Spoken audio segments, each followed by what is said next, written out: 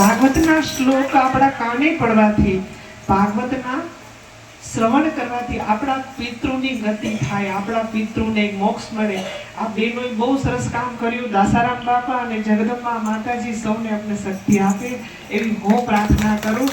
અને એક પ્રાર્થના હવે હું એ કરું છું, આ ગામની દીકરી છું અને બીજું બધું ભૂલી જાજો. મારા બાપની હિસાબે મારે જે કંઈ રહેવું પડતું હતું રહેતી હતી, પણ આજે હું કહીશું એ જગદંબા અને આ ઓઢણાનો પ્રતાપ છે, મારું કાંઈ નથી. હું કહીતી છું એ ભગવતીનો. અને મારા રેલભાઈ તો બહુ માતાજી મને સપોર્ટ ઘણો આપે.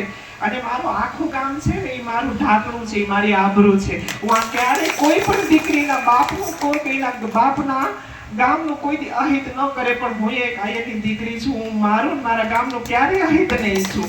5 માળા કરી, 25 અનુષ્ઠાન કરી, પણ મારા ગામનું ભલું થાય.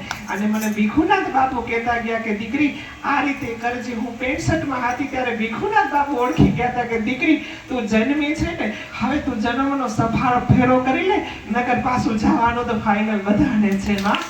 એટલે બાપ ખૂબ ખૂબ અભિવંદન. અમારી આ ભાગવત વ્યાસપીઠની વંદન, અમારા આ ભૂદેવોની વંદન, અને અમારા ગામ ધણી એટલે કે મારા વેલભાઈને ખૂબ. અને સારા જ્યારે એનું વખાણ કરું એ શબ્દ ઘટે.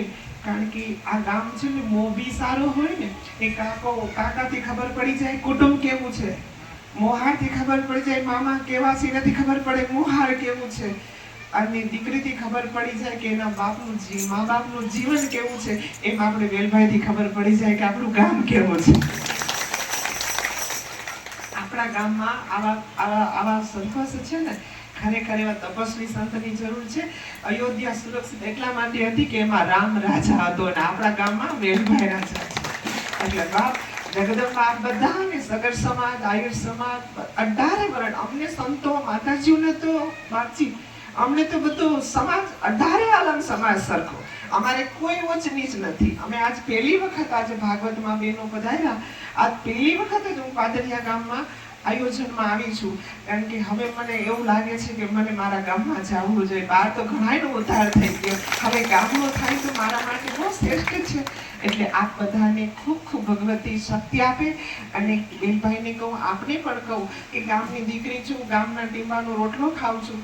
ક્યારે આવા સત્કાર્યમાં કદાચ મારી કંઈ જરૂર પડે ને તો હું તમારી હારે છું. બોલીએ સોનલ માત કી જય.